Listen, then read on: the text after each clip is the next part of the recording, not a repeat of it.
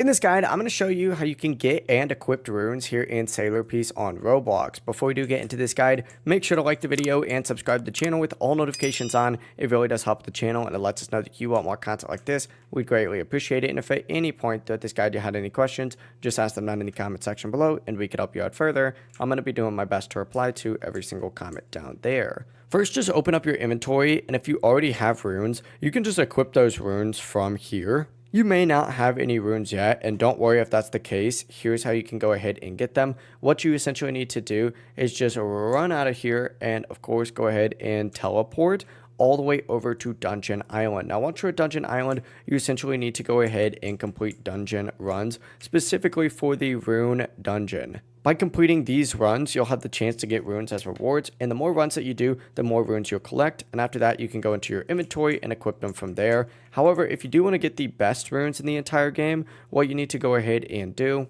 is do the Tower Island runs instead, and that'll get you stuff like the Primordial rune, which is by far the best in the entire game.